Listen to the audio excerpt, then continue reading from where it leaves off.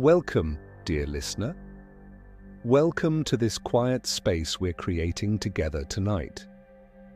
Find yourself comfortable wherever you are. Let your body settle into the surface beneath you, feeling the gentle support holding you. Tonight, we're going to drift together into a time so distant it feels like a dream itself.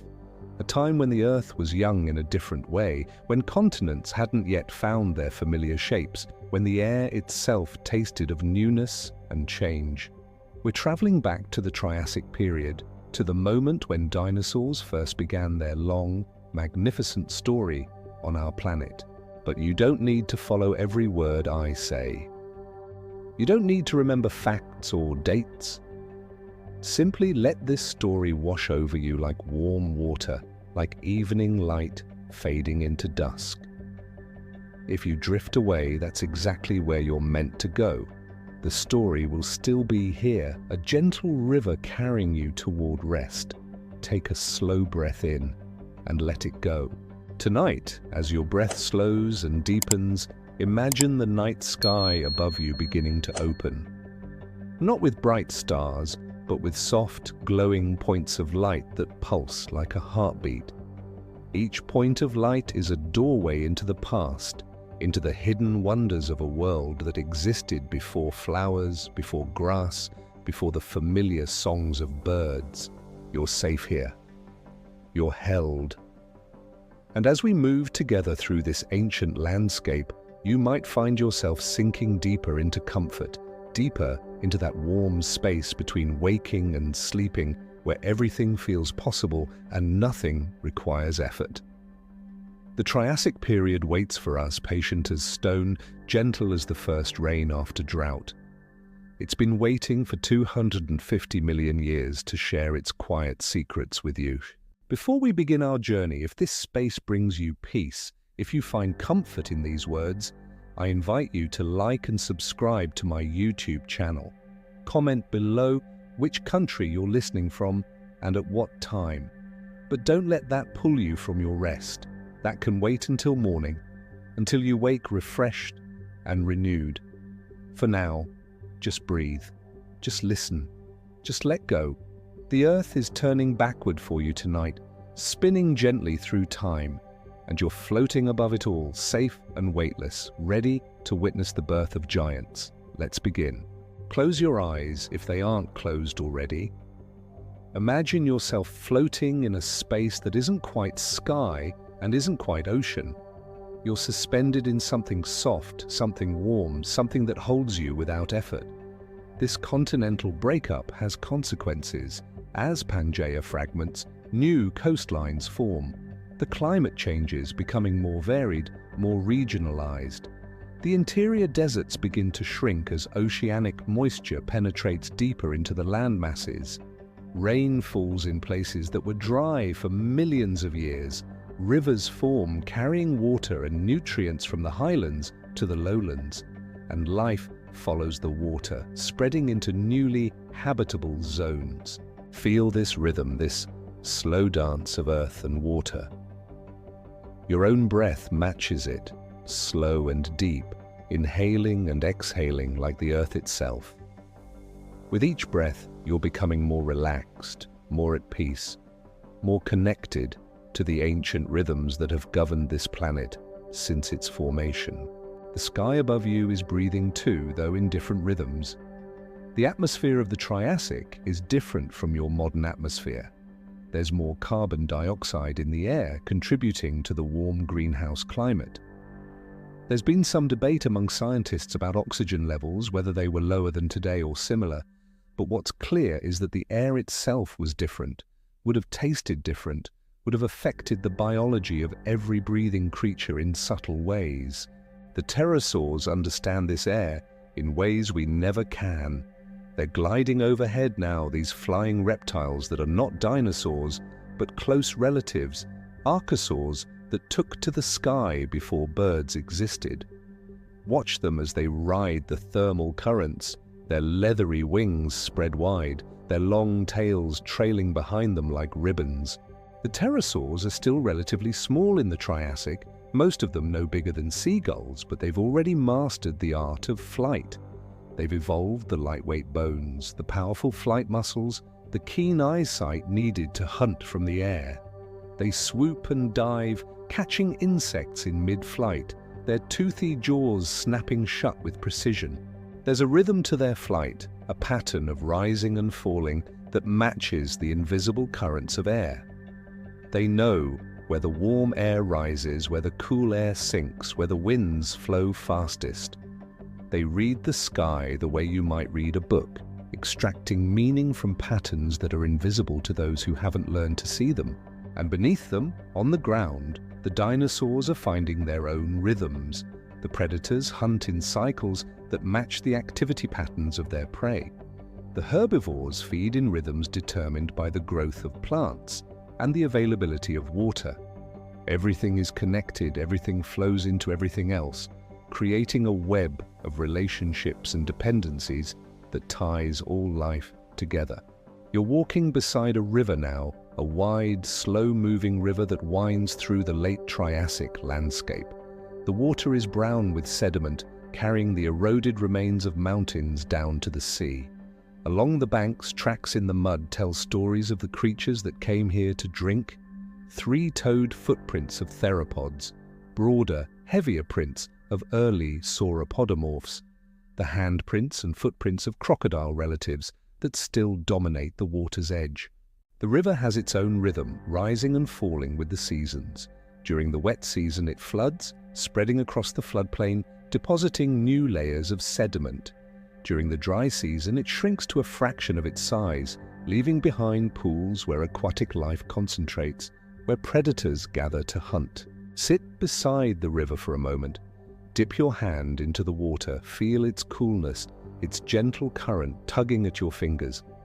This water has traveled far, fallen as rain on distant highlands, flowed through different ecosystems, carrying nutrients and life. And it will travel farther still, eventually reaching the ocean, evaporating into the air, falling as rain once more. The water cycle, another rhythm, another pattern that connects sky and earth and all living things. Close your eyes and listen to the river. Its voice is constant but never quite the same, the sound of water over stones, of small waves lapping at the bank, of life moving in the shallows. It's a soothing sound, a natural white noise that helps the mind let go, helps the body relax deeper. Your heartbeat is slowing, matching the rhythm of the water, matching the slow pulse of the earth beneath you. Each beat carries blood through your body, oxygen to every cell, the same essential process that keeps every animal alive, from the smallest mammal to the largest dinosaur. You're connected to all of them through this shared rhythm, this universal need to breathe, to circulate, to maintain the delicate chemistry that is life. The sun is moving across the sky, though you barely notice its progress. Time is stretching, becoming elastic, losing its urgency. Hours might be passing, or minutes, or seconds. It doesn't matter. You're held in the eternal present of the Triassic world, where past and future fade into insignificance and only the immediate moment exists. Night is falling again, that gentle Triassic night you've come to know. The temperature drops slightly, but it remains warm, comfortable. The stars emerge one by one, then in clusters, then in vast sweeps across the sky. The Milky Way is a river of light overhead, so bright in this world without light pollution that it casts faint shadows. The nocturnal creatures are emerging now, the small mammals venturing out from their burrows, their large eyes adapted for darkness. Some of the dinosaurs are active at night too, hunting by starlight and moonlight, using senses that we can only guess at. Perhaps they had excellent night vision, perhaps they hunted by sound or smell, perhaps they had other senses we can barely imagine.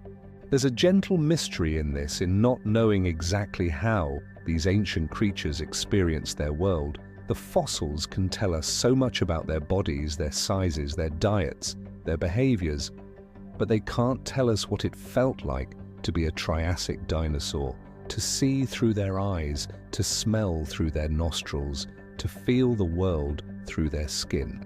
Lie back once more, looking up at those ancient stars. Feel the earth solid and supportive beneath you, still warm from the day's heat.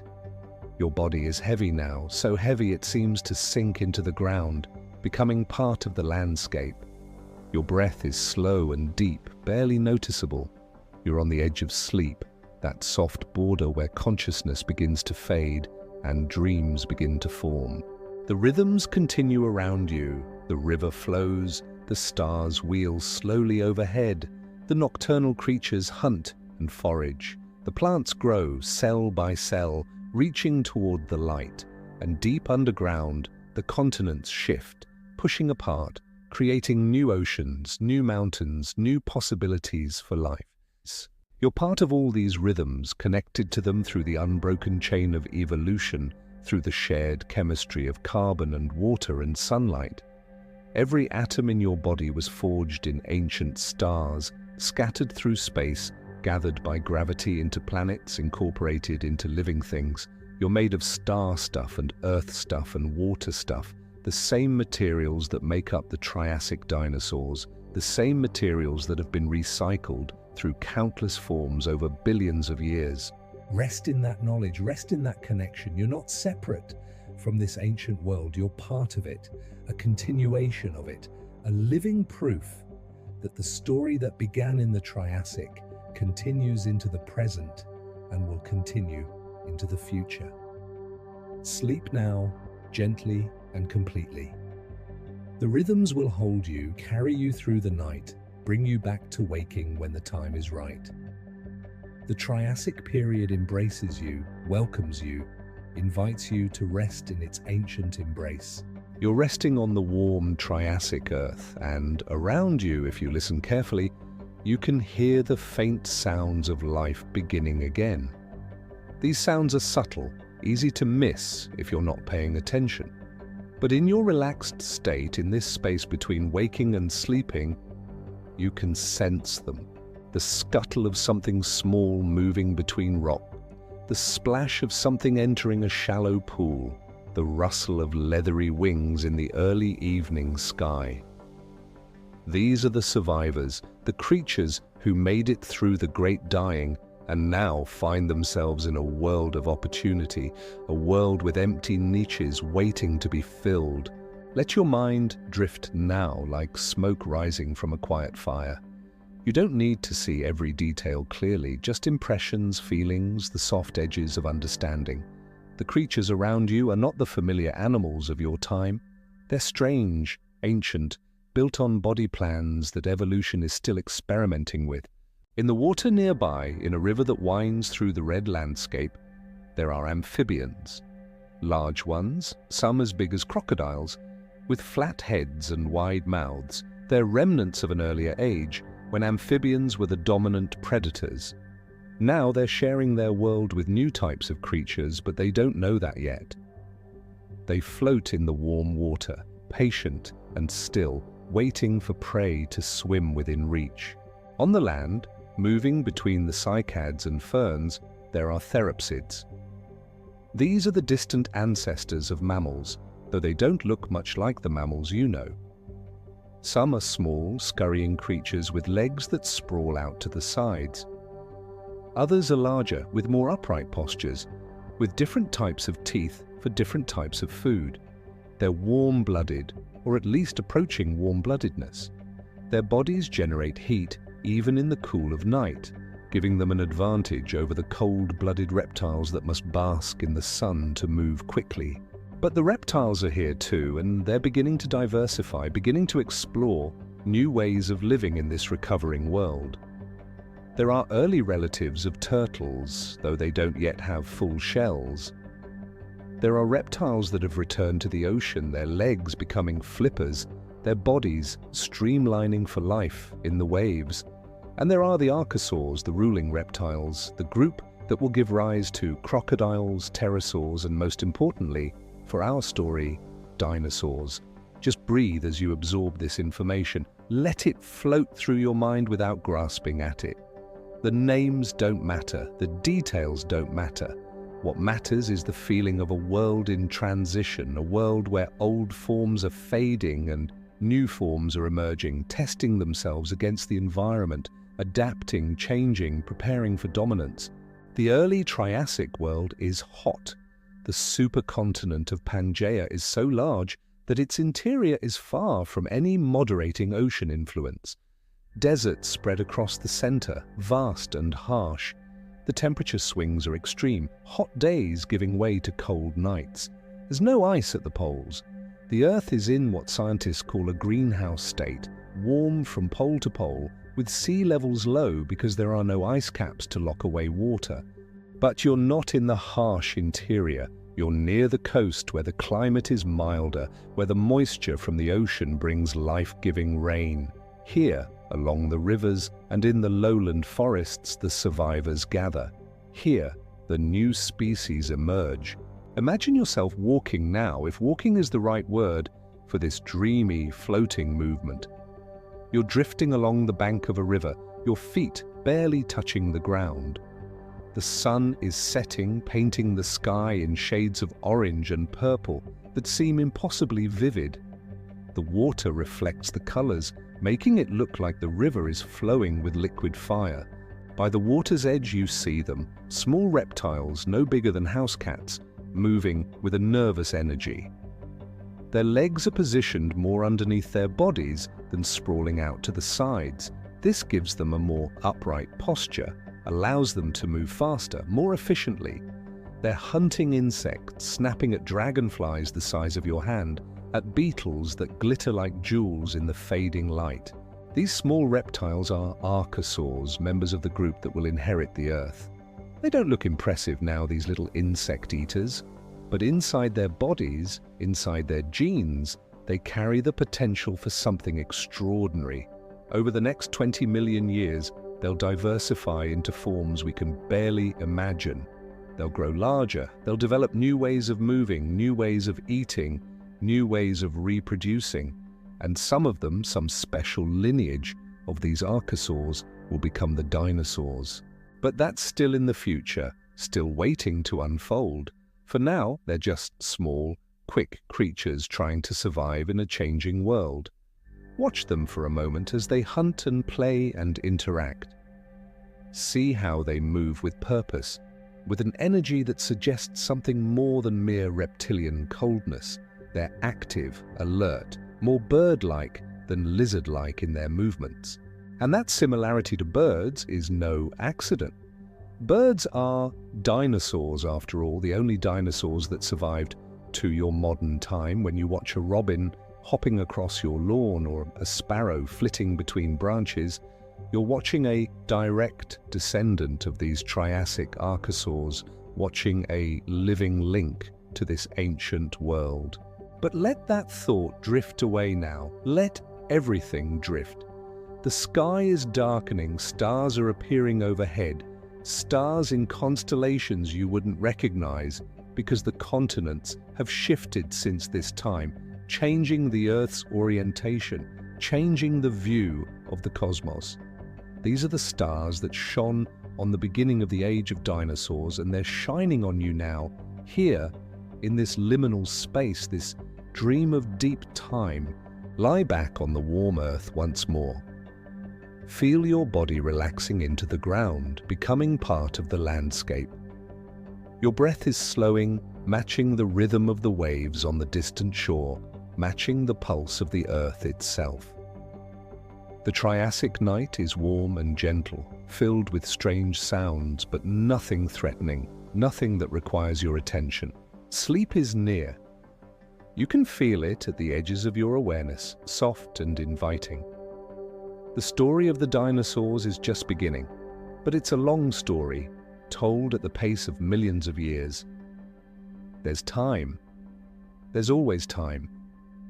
Let yourself drift now, floating on the current of deep history, held safely in the knowledge that this world, for all its strangeness, is your world too. This Earth beneath you is the same Earth you walk on every day, just younger, just waiting to show you its secrets. Rest now. The Triassic night embraces you. You're floating again, drifting forward through time at the pace of dreams. Beneath you, the Triassic world is changing slowly, the way landscapes change in time-lapse photography, the way seasons shift when you're not quite paying attention. Millions of years pass in moments, but each moment carries weight, carries significance, carries the patient work of evolution. The early Triassic is giving way to the middle Triassic, and the world is becoming more lush, more diverse, more alive. The survivors have had time to adapt, to diversify, to fill the empty spaces left by the extinction. New species are appearing with increasing frequency, testing new body plans, new strategies for survival. You descend once more to the earth, touching down in a forest near the coast. This forest is denser than the landscape you saw before. The conifers grow taller, their canopies creating patches of shade on the forest floor. The ferns are thicker, forming tangled undergrowth. And there are new plants appearing too, plants that will come to dominate certain ecosystems. The cycads are diversifying, spreading their palm-like leaves in sunny clearings. It's late afternoon, and the forest is filled with golden light filtering through the needles and fronds. The air is warm and humid, heavy with the scent of growing things. You can hear water running somewhere nearby, a stream or small river, adding its voice to the forest symphony. And there are animal sounds too, more sounds than before. The world is getting louder as life expands to fill the available spaces. There are croaks and chirps from amphibians, buzzes and clicks from insects. And something new, something you haven't heard before, a deeper sound, almost a grunt or snort, coming from somewhere in the underbrush. You move toward the sound without fear, without concern. In this dream space, you're an observer, invisible and safe. The creatures of the Triassic can't see you, can't harm you. You're a ghost, drifting through their world, witnessing their lives without interfering. The underbrush rustles, and then you see it. A creature about the size of a large dog, moving through the ferns with a steady, purposeful gait. It's a cynodont, one of the more advanced therapsids, one of the creatures that's well on its way to becoming a true mammal. Its body is covered in what might be very primitive fur, or maybe just specialized scales. Its legs are positioned directly underneath its body, giving it a distinctly mammalian posture. And its face, though still reptilian in many ways, has a slightly more expressive quality than the cold stare of a lizard. The cynodont is hunting, its nose to the ground, following a scent trail. Its teeth are differentiated with different shapes for different functions. Incisors for biting, canines for tearing, molars for chewing. This is something new, something that reptiles typically don't have. This creature is warm-blooded, active at all times of day and night, not dependent on the sun's warmth to function. Watch it for a moment as it searches through the undergrowth. It's so focused on its task that it doesn't notice the other creature approaching from the side, a different predator moving with a different rhythm. This one is a reptile, an archosaur, one of those small, quick hunters you saw by the river earlier. But this one is slightly larger, more robust, with a more upright stance and a longer tail that it holds out behind for balance. The two predators sense each other at almost the same moment. They freeze, assessing, deciding. The cynodont is probably the stronger of the two, with its warm blood and its quick reflexes, but the archosaur is fast and agile, with powerful jaws lined with sharp teeth. For a long moment they stare at each other, these representatives of two different lineages, two different approaches to the problem of survival. And then, as if by mutual agreement, they both back away. The cynodont returns to its hunting, and the archosaur moves off in a different direction. There's plenty of prey in this recovering world. No need to fight over territory when there's space for everyone. But this moment, this brief encounter, represents something important. These are the two main lineages competing for dominance in the Triassic world. The therapsids, the ancestors of mammals, and the archosaurs, the ancestors of dinosaurs and crocodiles and birds. For now, they're fairly evenly matched. The therapsids have their warm blood and their endurance. The archosaurs have their efficiency and their increasingly upright posture. The question of which lineage will dominate is still open, still being decided by the slow process of natural selection. But over the next millions of years, over the course of the middle and late Triassic, the balance will shift. The archosaurs will begin to diversify more rapidly, to grow larger, to occupy more ecological niches, and one branch of the archosaurs, one particular lineage with a very specific set of adaptations, will become the dinosaurs. Let this information wash over you like water. You don't need to hold on to the details, don't need to remember the names. Just absorb the feeling of change, of gradual transformation, of the patient work of evolution, shaping and reshaping life on Earth. You're walking deeper into the forest now, your dream body moving without effort between the trees. The light is fading as evening approaches, but you can still see clearly in that way you sometimes can in dreams, where darkness doesn't obscure but rather reveals different layers of reality. The forest opens into a clearing, and in the center of the clearing there's a small lake. The water is still, reflecting the sky above. And around the edge of the lake, you see them. Larger archosaurs than any you've seen so far. These are the early dinosauromorphs, the almost dinosaurs, the creatures that are poised on the edge of becoming something new. They're drinking at the water's edge, their heads lowered, their long tails stretched out behind them for balance. They're graceful in their movements, more graceful than the sprawling reptiles of earlier times. Their legs are fully positioned beneath their bodies now, allowing them to walk upright, allowing them to move with speed and efficiency. They're still relatively small, most of them no bigger than a large dog, but there's something in their posture, something in the way they move that hints at the giants they will become. Watch them as they drink.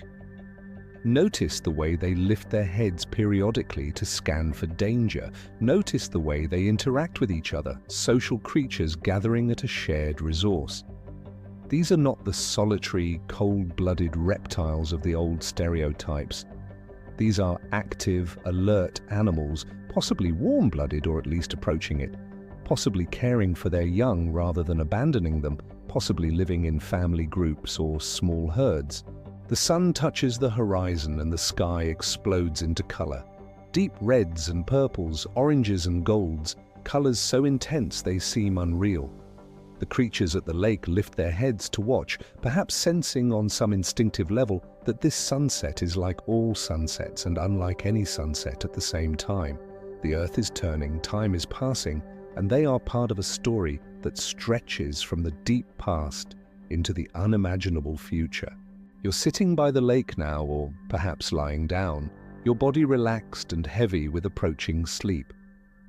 The warmth of the day lingers in the earth, seeping into your muscles, easing away any remaining tension. The sounds of the Triassic evening surround you, the chirp of insects, the splash of something entering the water, the rustle of wings as an early pterosaur glides overhead on its hunting flight. This world is becoming familiar now. The strangeness is fading, replaced by a sense of belonging, of connection to this ancient time and place. You're part of this story.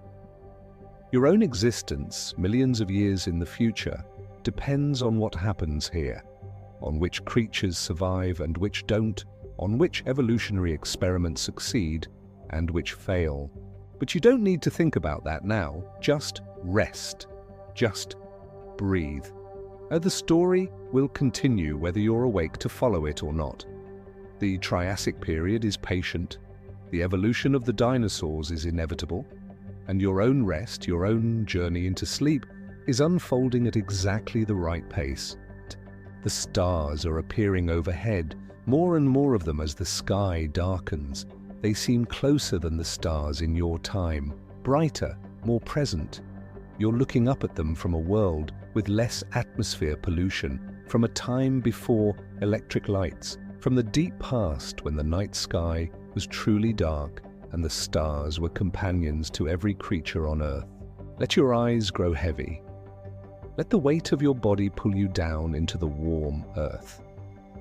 The lake reflects the stars, making it seem like you're suspended between two skies, two infinities. And in that suspension, in that perfect balance, sleep is waiting.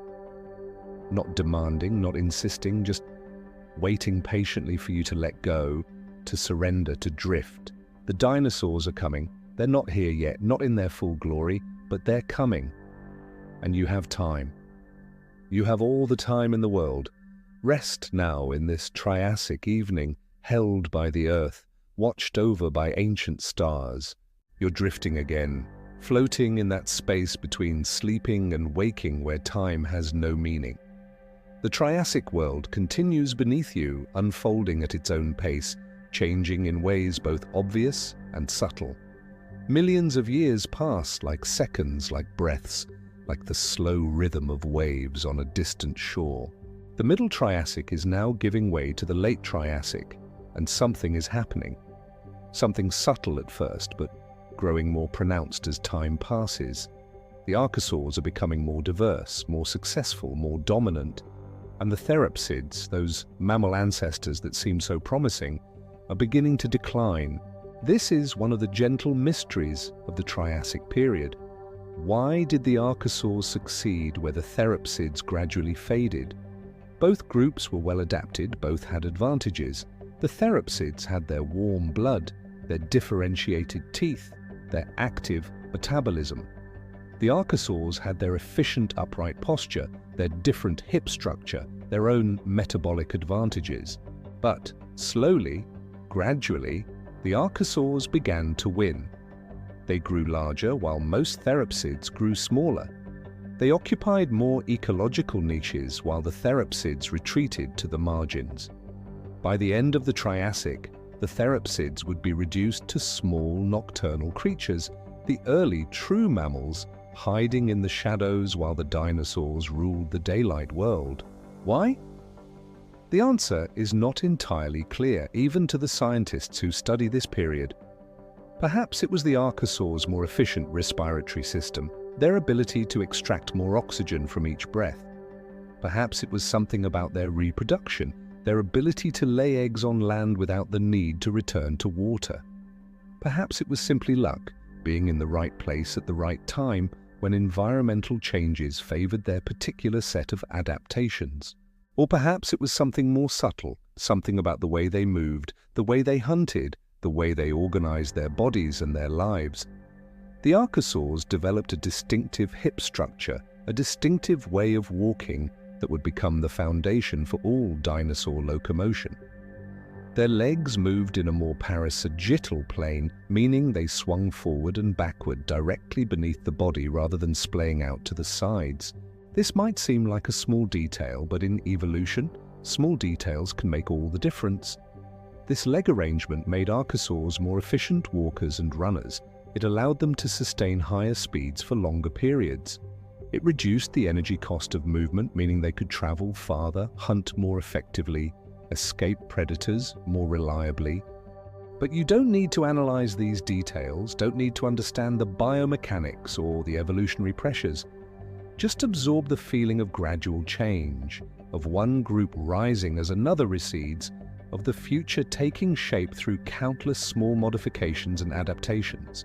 You're standing in a late Triassic landscape now, though standing might not be the right word. You're present in the landscape, aware of it, experiencing it from within. The forest around you is thick and green, more diverse than the forests of the early Triassic. The climate has become slightly more temperate, slightly more seasonal. There are still no flowers, but the cycads and conifers create a lush environment, and the ferns carpet the forest floor in thick green layers. It's dawn, and the light is soft and golden, filtering through the canopy in shafts that illuminate motes of dust and pollen drifting in the air. The forest is waking up, coming alive with sound and movement. And the sounds are different now, more varied, more complex than before. There's a rustling in the underbrush, and you turn your attention toward it, patient and curious but not concerned. A small mammal emerges, no bigger than a mouse, with fur covering its body and bright, intelligent eyes. It's one of the early true mammals, descended from the therapsids, but different now, distinct, a new form of life. It moves quickly, nervously, alert for danger. Its world is a dangerous place, full of predators that would happily make a meal of such a small creature. The mammal scurries across the forest floor, gathering seeds and insects, storing food in cheek pouches to carry back to its burrow. It's nocturnal by preference, more comfortable in the darkness, where its warm blood and its fur give it advantages over the cold-blooded reptiles. But it's been forced out in the early morning by hunger, and it's taking a risk being out in the daylight. And the risk is justified. There's a sound, a soft footfall on the forest floor, and the mammal freezes. Too late. A shadow passes over it, and then teeth close around its body. Quick, efficient, deadly. The predator that caught the mammal lifts its head, the small body dangling from its jaws. And you see it clearly now, this hunter. It's larger than the archosaurs you saw earlier, about the size of a large dog or a small wolf. Its body is built for speed, with long legs and a long tail. Its head is narrow, with eyes facing forward for binocular vision, for judging distances when hunting. And its hands, though still primitive by later dinosaur standards, have 3 fingers with sharp claws for grasping and tearing.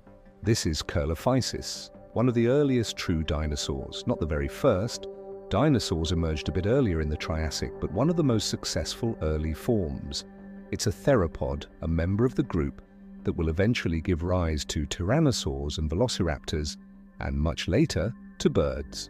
Watch it for a moment as it eats its prey. Notice its movements, quick and precise. Notice its posture, fully upright, with its body balanced over its hips. Notice the way it uses its tail for balance, holding it out stiffly behind, parallel to the ground. This is not a lizard or a crocodile. This is something new, something that moves differently, something that represents a new evolutionary experiment in how to build a predator. Coelophysis finishes its meal and looks around, alert for other predators or for other prey. Its head swivels, and for a moment it seems to look directly at you, though of course it can't see you, can't sense your presence in this dream. Its eye is bright and intelligent, more like a bird's eye than a reptile's. There's awareness there, a presence, a sense that this creature is not simply a biological machine, but a conscious being navigating its world with intention and purpose. And then it's gone, moving off into the forest with long, loping strides, disappearing into the green shadows as silently as it appeared. You're alone again in the dawn forest, surrounded by the sounds of waking life, held gently by the warm Triassic air.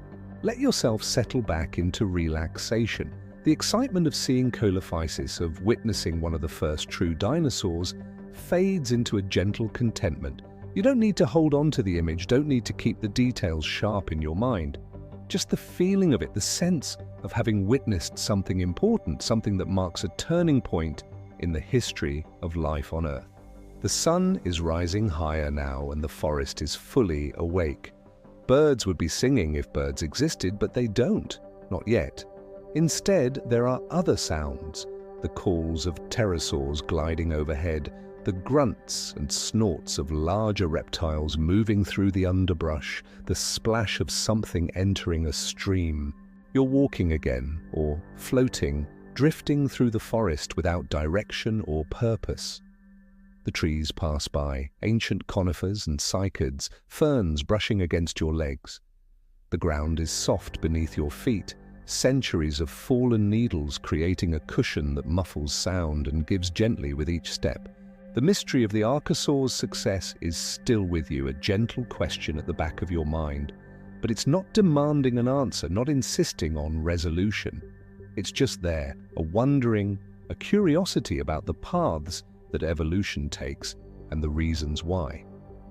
Some mysteries don't need to be solved to be appreciated. Some questions are more beautiful left open, inviting contemplation rather than conclusion. The forest is changing around you as you walk. You're moving forward through time again, watching the late Triassic unfold. The dinosaurs are diversifying now, branching into different forms, experimenting with different body plans. There are the theropods, like Curliphysis, the bipedal predators, but there are other groups appearing too. The sauropodomorphs are emerging, the ancestors of the giant, long-necked dinosaurs that will dominate the Jurassic period. In the late Triassic, they're still relatively small, most of them no bigger than a cow, but they're already showing the characteristics that will define their lineage. Long necks for reaching high vegetation. Small heads with simple teeth for stripping leaves. Heavy bodies supported on 4 sturdy legs. And there are the ornithischians beginning to appear, the bird-hipped dinosaurs that will eventually give rise to the horned dinosaurs, the armored dinosaurs, the duck-billed dinosaurs.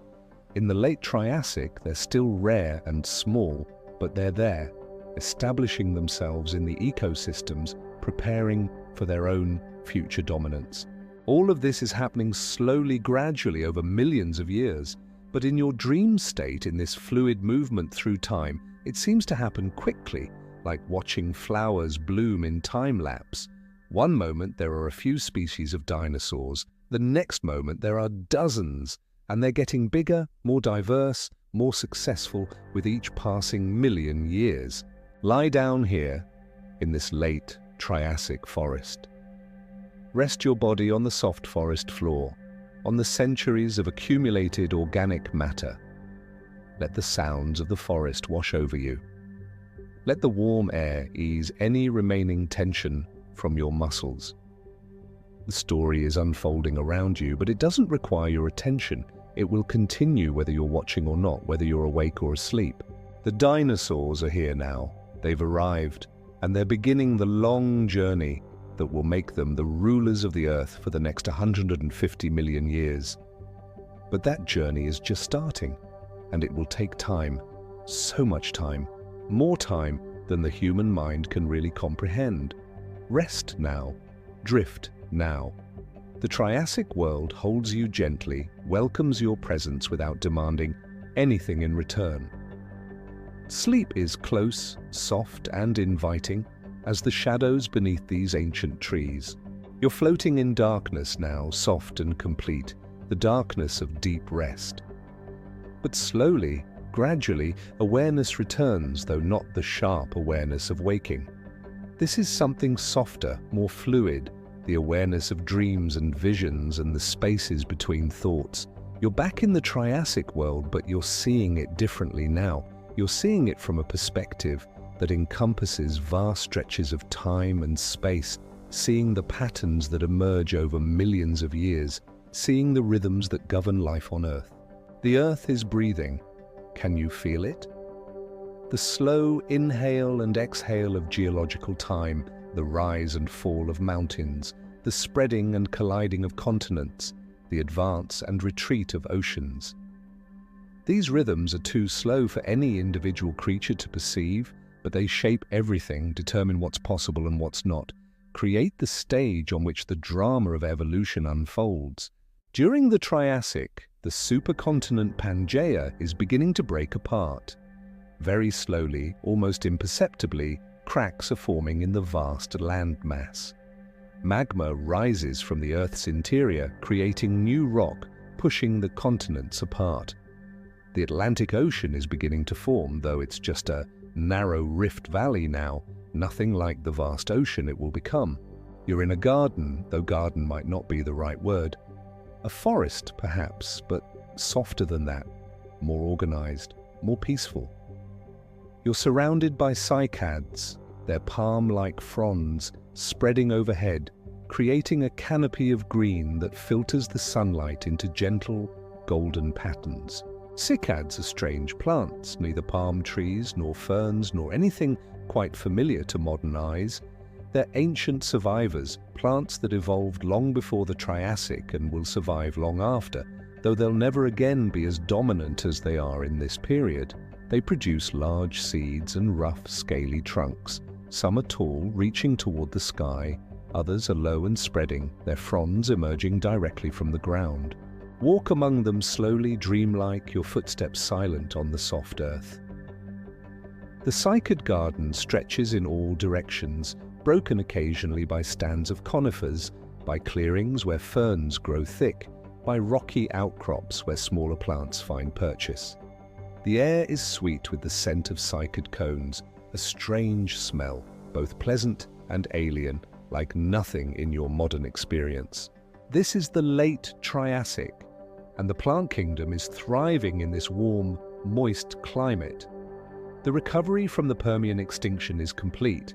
The world is full again, diverse again, alive again, and the plants are feeding an increasingly diverse array of herbivores, which in turn are feeding an increasingly diverse array of carnivores. Among the cycads you see movement. A herd of prosauropods is feeding, these early relatives of the giant sauropods reaching up with their long necks to strip fronds from the cycads. They're not quite as large as their descendants will be. These creatures are perhaps 10 to 12 feet long, but they're substantial animals, the largest land animals in the Triassic. Watch them feed, their movements gentle and deliberate. They use their small heads efficiently, biting off fronds, swallowing them with minimal chewing. Their teeth are simple, designed for stripping vegetation rather than grinding it. They probably had gastroliths, stones in their stomachs that helped grind up the plant matter, just as their sauropod descendants would. The herd moves together, staying close, watching for danger. They're vulnerable despite their size. A lone individual might be attacked by a pack of theropods, but together they have safety in numbers. If danger threatens, they can rear up on their hind legs, using their weight and their clawed forefeet as weapons. But there's no danger now, just peaceful feeding in the cycad garden. The sound of their feeding is rhythmic, soothing.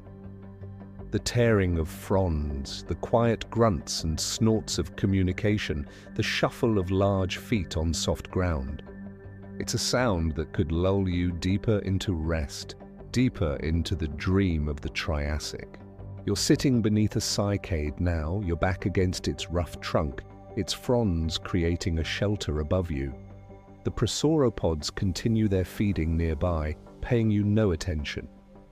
You're part of the landscape to them, just another feature of the garden, as natural as the stones or the ferns. The sunlight is warm on your face, filtering through the fronds in ever-shifting patterns. You could stay here forever, you think? You could remain in this garden, in this ancient time where everything is simple and clear and governed by the basic needs of eating and resting and reproducing. No complications, no anxieties, just the slow, steady rhythm of life finding its way. But you know you won't stay, can't stay. You're a visitor here, a dreamer, a consciousness passing through time. And the story must continue. The Triassic must unfold to its conclusion. The dinosaurs must complete their rise to dominance. Still, you can rest here for a while longer. There's no rush. There's never been any rush. The plants will still be here. The dinosaurs will still be here. When you wake from this deeper layer of sleep that's pulling at you now, let your eyes close. Let the sounds of the garden fade to background noise, comfortable and familiar. The prosauropods are still feeding, their presence a guarantee of safety. Nothing threatens them, so nothing threatens you. You're protected by their vigilance, held safe in their world. Your breath is barely noticeable now, so slow and shallow it seems like you're not breathing at all. But you are, of course. Your body knows what to do, knows how to maintain itself while your consciousness drifts far away. Trust your body. Trust the ancient wisdom encoded in your cells, the same wisdom that guides every living thing, from bacteria to dinosaurs to humans. The cycad garden accepts you, welcomes you, invites you to rest as long as you need. The plants don't judge, don't demand, don't expect anything from you. They simply exist, growing slowly, following the instructions encoded in their DNA, responding to sun and water and soil. Be like the plants for a while. Just exist. Just be. Let go of purpose and intention and goals. Let go of past and future. Let go of identity itself. You're not a name or a role or a collection of memories. You're just awareness, just presence, just a point of consciousness floating in the vast ocean of being. The garden holds you gently. The Triassic Period cradles you, and sleep, deep and dreamless sleep, rises up to meet you like water, closing over your head, warm and gentle and welcoming. You don't need to stay awake. The story will still be here. The dinosaurs will still be here. Everything will still be here when you return. If you return, if you choose to surface from this deep rest into awareness once more. For now, just sink. Just let go. Just surrender to the pull of sleep, to the embrace of the ancient earth, to the timeless present of the cycad garden where nothing changes and everything is exactly as it should be. Rest now, dear listener. Rest deeply and completely. The Triassic world watches over you. Time circles back on itself in the depths of sleep, memories and dreams repeating in gentle variations. You're drifting through the Triassic once more, seeing familiar scenes with new eyes, understanding old patterns in new ways, the warm earth beneath you. You remember this feeling, the solid support, the lingering heat from the sun, the sense of being held by something ancient and patient. The earth doesn't change, not in any way a human lifetime could measure. It's constant, reliable, always there. The red landscapes stretch to the horizon again, painted in iron oxide and minerals whose names you don't need to know. The colors shift as the light changes, from deep rust to pale orange, to colors that don't quite have names in your vocabulary.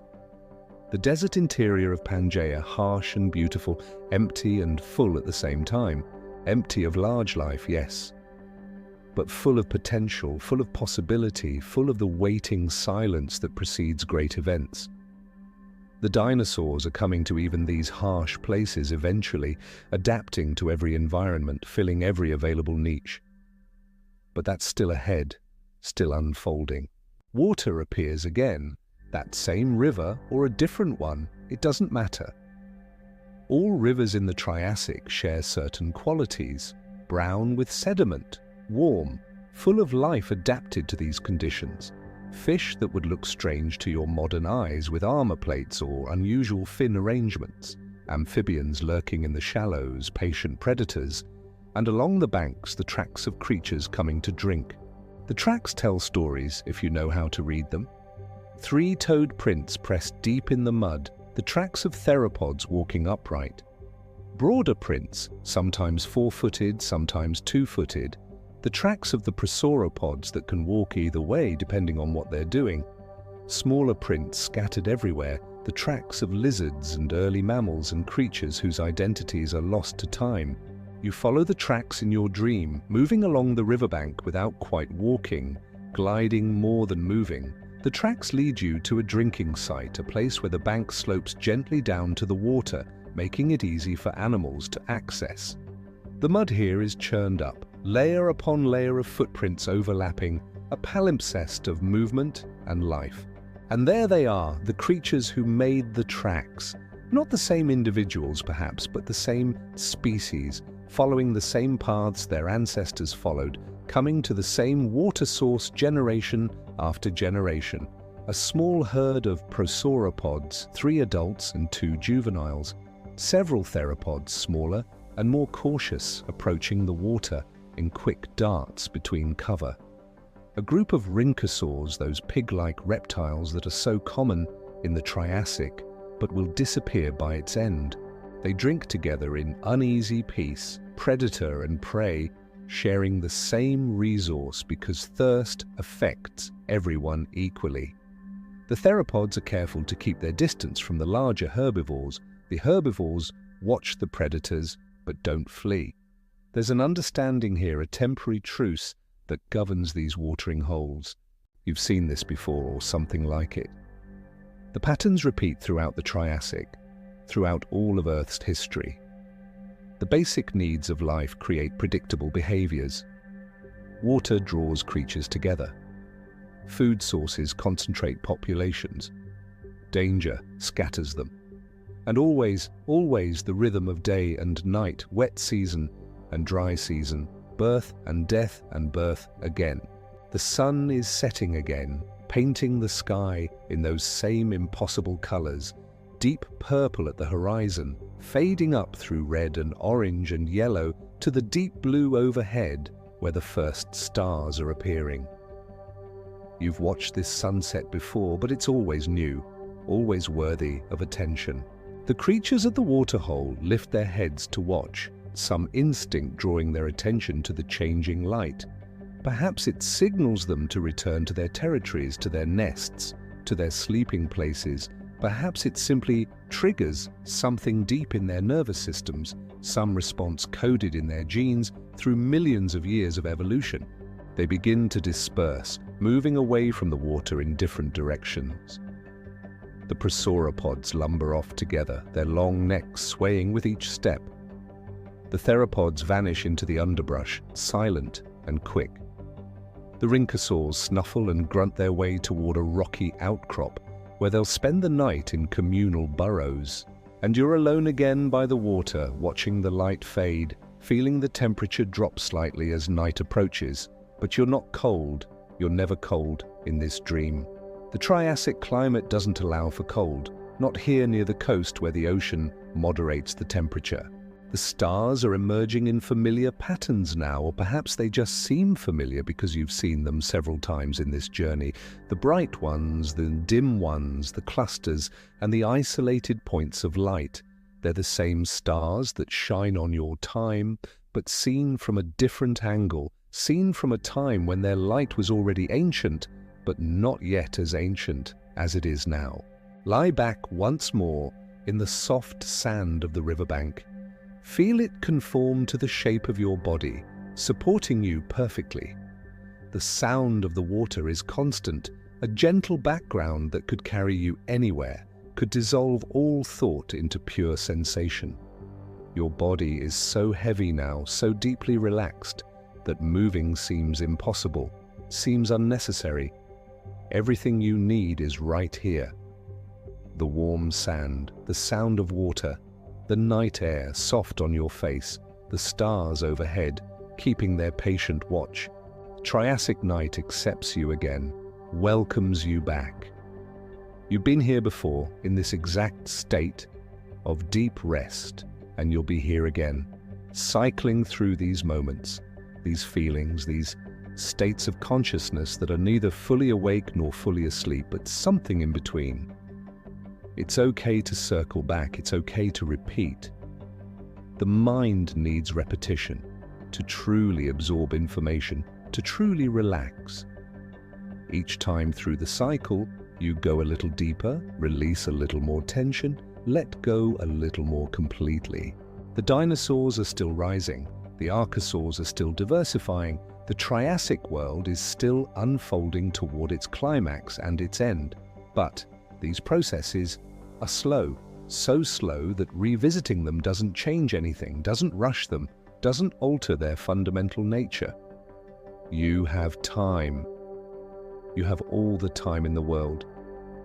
Time to rest, time to dream, time to float through the Triassic at your own pace, following your own path through this ancient landscape. The water sounds are fading now, or perhaps you're fading, sinking deeper into sleep where sounds become abstract, where meaning dissolves into pure sensation. The river is still there, the stars are still there, the Triassic world is still there, but you're moving away from them, down into the deeper layers of consciousness where narrative gives way to pure experience. Go ahead, sink down, the story will wait. It's waited 250 million years already. It can wait a little longer for you to rest completely, to sleep deeply, to let go of everything except the basic awareness of existing, of being, of breathing. The Triassic embraces you, the earth holds you, and sleep, bottomless and gentle, surrounds you completely. Silence stretches across the landscape like a physical presence, not the absence of sound, but a quality of stillness that contains all sounds within it without being disturbed by them.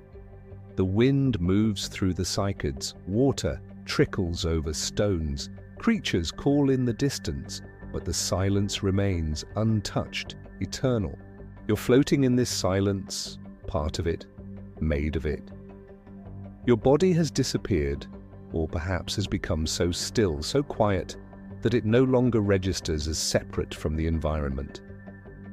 Just awareness floating in vast space, watching without eyes, listening without ears, understanding without thought. The Triassic world continues its slow movement around you. Days pass like breaths, seasons flow like water, years accumulate like sediment, layer upon layer, building up the geological record that future paleontologists will study with such dedication. But time has lost its meaning in this deep place you've reached. There is no urgency, no progression, no goal to achieve. Just the eternal present stretching in all directions, boundless and complete. The dinosaurs move through this stillness without disturbing it. A theropod pauses on a ridge, silhouetted against the sky, completely motionless. It could be a statue, a fossil, a memory of movement rather than movement itself. Then it shifts just slightly and continues on its way, and the silence closes behind it as if it had never moved at all. Time passes or doesn't pass, or passes and doesn't pass simultaneously in that paradoxical way that only makes sense in the depths of sleep. The light changes, morning becoming afternoon, becoming evening in smooth transitions that feel more like breathing than like actual change. The sun rises and sets, painting the sky in watercolors that bleed into each other, that flow and merge and separate again in patterns that are both random and inevitable. You're aware of all this without watching it, knowing it without thinking about it. The knowledge comes from somewhere deeper than consciousness, from the level where your body knows to keep breathing, where your heart knows to keep beating, where your cells know to keep maintaining themselves without any input from your conscious mind. The Triassic landscape breathes with you, expands when you inhale, contracts when you exhale, or perhaps you're breathing with it, your rhythm entrained to something larger, something ancient, something that was breathing long before you existed and will continue long after you're gone. No thoughts arise in this space, or if they do, they're so faint, so transparent, that they pass through awareness without leaving any trace. Like wind through an empty room, like light through clear water. Present but not substantial, moving but not disturbing. The vast silence holds everything, the fierce struggles of predator and prey, the patient growth of plants reaching towards sunlight, the slow dance of continents, the quick heartbeat of small mammals hiding in burrows, all of it contained within this great stillness, this fundamental peace that underlies all activity. Rest here in the silence. There's nothing to do, nowhere to go, no one to be. Just awareness floating in vastness, held gently by the night, by the earth, by the Triassic world that continues its slow unfolding whether you're watching or not. The stars wheel overhead in their ancient paths. Light that left those stars millions of years before dinosaurs existed finally reaches the Triassic Earth, carrying information about distant suns, distant possibilities, distant perspectives on this small planet and its temporary inhabitants. But that light falls into the same silence, becomes part of it, is absorbed by it without changing it. Everything is absorbed eventually. Everything returns to stillness. Even the sound of these words fades into silence, becomes silence, is revealed to have always been silence wearing the temporary mask of meaning. Let go of meaning, let go of understanding, let go of the attempt to follow, to comprehend, to hold on to anything. Just float, just be, just exist in this moment that is every moment, this place that is every place, this silence that is the ground of all sound. The Triassic Period cradles you in its vastness, millions of years of ancient time surrounding this one moment of your rest. You're so small in comparison, your life so brief, your concerns so temporary, but you're also infinite, because awareness itself is infinite, because the consciousness that looks through your eyes is the same consciousness that has looked through every eye that has ever existed. You're the dinosaurs looking at their world. You're the stars looking down at the earth. You're the earth itself, patient and ancient, holding all life in a gentle embrace. All boundaries dissolve in this deep place. All separation is revealed as illusory. There's only this, only now, only the vast silence that contains everything and nothing at all. Breathe without breathing, rest without sleeping, exist without existing. The paradox is the truth. The emptiness is fullness. The silence is the most eloquent speech. The Triassic world fades to abstraction, to pure feeling, to the sense of warmth and safety and timeless peace, and you dissolve into it completely, no longer a separate observer but part of the fabric itself, a thread in the vast tapestry of existence. This is the deepest rest. This is the place where all journeys end and begin. This is the silence at the heart of everything. Stay here as long as you need, forever if you wish. The way back will appear when you're ready, but there's no rush. There's never any rush in the vast silence. Deep in the well of rest, patterns emerge. Not thoughts exactly, but impressions of patterns, of rhythms nested within rhythms, of cycles containing other cycles in infinite recursion.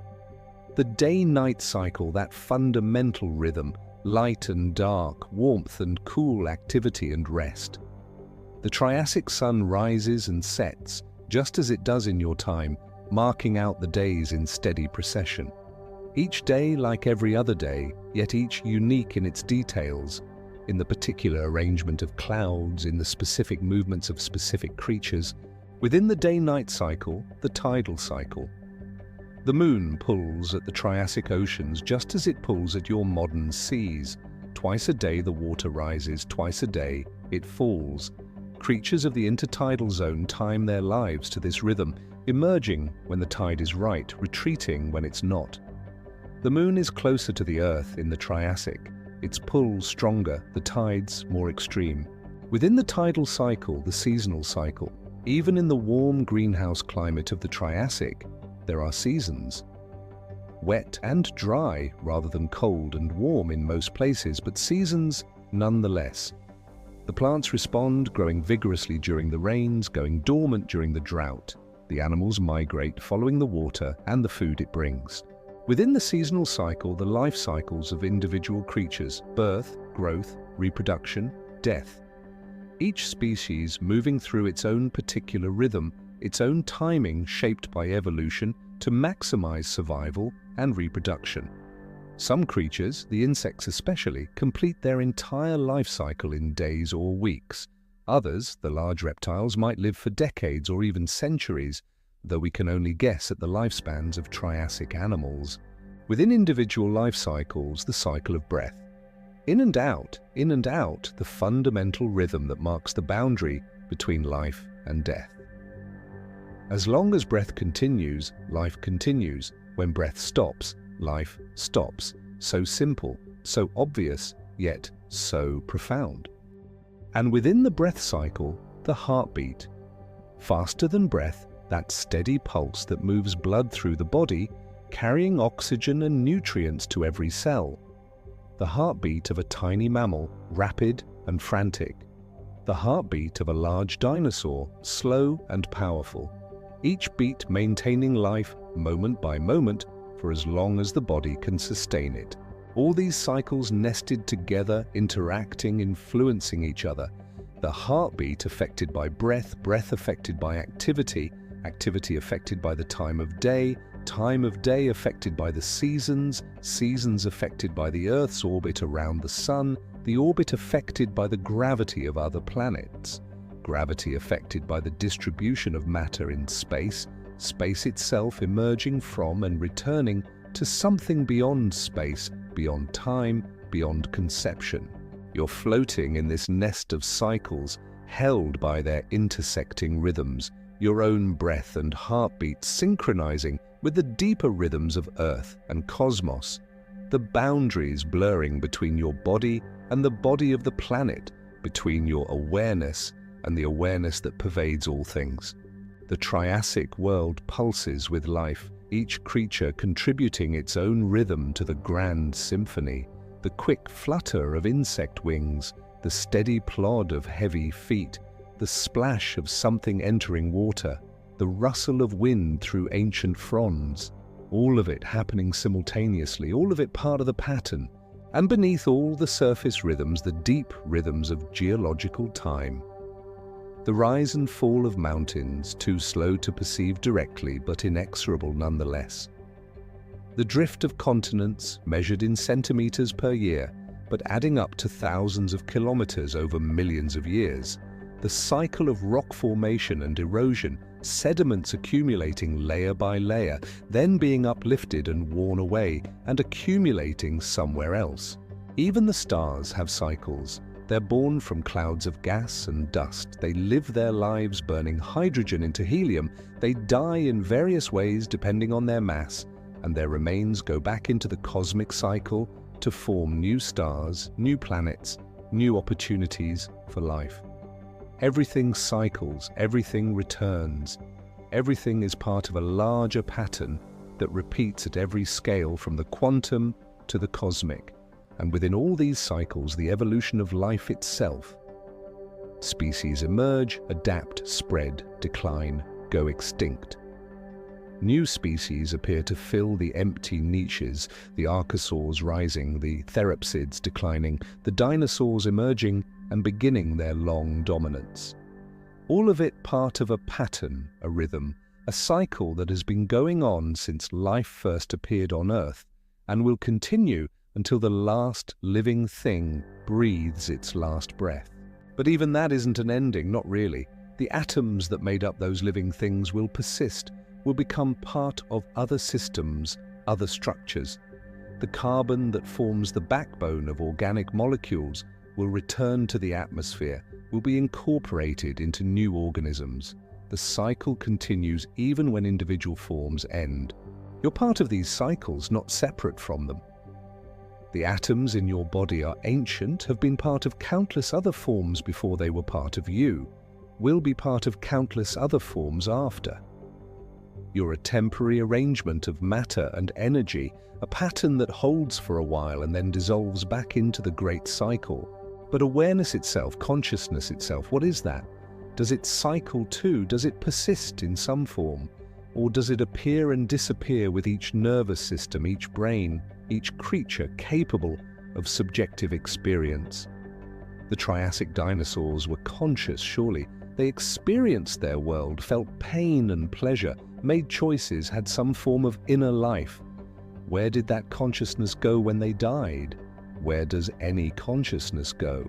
These questions don't need answers, not here, in the deep rest. They're just part of the pattern, part of the mystery, part of the vast uncertainty that underlies existence. Not knowing is okay, not understanding is okay, just floating in the question is enough. The cycles continue their endless turning. Day becomes night becomes day. Seasons flow, years accumulate, and you rest at the center of it all. The the still point around which everything revolves, the awareness that watches without judging, that experiences without grasping, that exists without effort. Let the cycles carry you deeper. Let the rhythms rock you like a child in a cradle. Let the patterns dissolve into pure sensation, into the feeling of being held, being supported, being part of something vast and ancient and infinitely patient. The Triassic world breathes its cycles around you, and you breathe with it, part of it, dissolved into it, no longer separate, no longer individual, just consciousness floating in the great ocean of being. Rest in the cycles, rest in the rhythms, rest in the eternal return that makes all things new while everything stays the same. Beyond the shores of Pangea, beyond the rivers and lakes and coastal lagoons lies Panthalassa, the world ocean, the vast expanse of water that surrounds the supercontinent like a blue forever. You're floating above this ocean now, drifting on warm air currents, looking down at the endless water below. It stretches to every horizon, featureless and smooth from this height, a mirror reflecting the sky, making it impossible to tell where water ends and air begins. The Triassic oceans are recovering too, just like the land. The Permian extinction devastated marine life even more thoroughly than terrestrial life. The reefs died. The complex ecosystems collapsed. For millions of years, the oceans were simpler places dominated by a few species that could tolerate the harsh conditions. But life is persistent. Life adapts. Life finds a way to fill every available niche. And by the late Triassic, the oceans are rich again, diverse again, full of strange and wonderful creatures that have never existed before and will never exist again. Descend now gently, floating down toward the water's surface. The ocean rises to meet you, its surface texture becoming visible. Small waves, tiny ripples, the endless motion of water responding to wind and current, and the gravitational pull of sun and moon. You slip beneath the surface without disturbing it, without feeling wet. Dream logic carrying you effortlessly into the underwater realm. The light changes immediately, becoming softer, greener, more diffuse. Particles drift in the water, organic matter and tiny organisms, giving the water a slight cloudiness that limits visibility, but also creates a sense of mystery, of depth, of vast spaces hidden beyond the range of sight. The underwater landscape is as varied as the terrestrial landscape. In the shallows, reefs are beginning to form again, though not the coral reefs you know from modern oceans. The corals will come back, but slowly. For now, the reefs are built by other organisms, strange colonial creatures that secrete calcium carbonate, creating frameworks on which other life can grow. Fish move through these reefs in schools, their scales catching the filtered sunlight, creating flashes of silver and gold. They're different from modern fish in many ways. Some still have heavy armor plating inherited from earlier times. Others have fin structures that are still experimental, evolution testing different designs for moving through water. Deeper now, following the slope of the continental shelf down into darker water. The light fades gradually, blue-green giving way to deep blue, then to blue-black, then to a darkness that is almost complete. But even here, there is life. Even here, creatures have found ways to survive and thrive. Ammonites drift past, their spiral shells catching what little light penetrates this far down. They're cephalopods, relatives of modern nautilus and squid, and in the Triassic oceans they're incredibly diverse. Some are tiny, no bigger than your thumb. Others are massive, their shells as wide across as a dinner plate. They move by jet propulsion, squirting water from their siphons, their tentacles trailing behind them or reaching forward to grasp prey. Watch them for a while, these beautiful mathematical creatures. Their shells grow in logarithmic spirals, each chamber perfectly proportioned to the one before it, following a pattern encoded in their genes, a pattern that appears throughout nature in seashells and galaxies, and the arrangement of seeds in a sunflower. The ammonites don't know they're mathematical, they don't know they're beautiful, they simply exist, following their programming, living their lives in the deep water, hunting and mating and dying without ever questioning the meaning of it all. Is that simpler than the human condition or just different? The question floats away into the darkness without demanding an answer. Something large is moving in the deep water ahead. You can sense it more than see it. A displacement of water, a change in the current. As it comes closer, details emerge from the darkness. Long body, powerful tail, flippers instead of legs. This is an ichthyosaur, a fish lizard, one of the marine reptiles that return to the ocean after their ancestors evolved for land. The ichthyosaur is hunting, its large eyes adapted for the dim light, scanning for prey. It looks remarkably like a dolphin or a shark, though it's related to neither. This is convergent evolution at work, different lineages arriving at similar solutions to the problem of how to build a fast marine predator. Streamlined body, powerful tail for propulsion, fins for steering, large eyes for finding prey, teeth for grasping slippery fish. It passes close enough that you could touch it if you were solid, if your dream body had substance. Its skin is smooth and dark, perhaps with countershading, light on the belly and dark on the back, making it harder for prey to spot from above or below. Its movements are fluid, efficient, beautiful in their economy. Every motion has purpose, nothing wasted, energy conserved for the hunt. Then it's gone, disappearing into the darkness with barely a ripple, leaving you alone again in the deep water. But alone doesn't feel lonely here. The ocean is never truly empty. There's always life nearby, even if you can't see it. Plankton drifting in the currents. Bacteria breaking down organic matter. Larger creatures moving through the darkness on errands of survival. Float here for a while in the deep ocean, suspended between surface and bottom, between light and darkness. There's something profoundly restful about this place, this twilight zone where the demands of the surface world don't penetrate. No sunlight to mark the passage of time, no seasons, just the eternal present of the deep water, the constant temperature, the gentle pressure of water surrounding you on all sides. Your breathing has slowed even further, matching the slow metabolism of deep-sea creatures, matching the patient rhythm of the ocean itself. Each breath takes minutes, or feels like it takes minutes, time having lost all meaning in this place where nothing changes.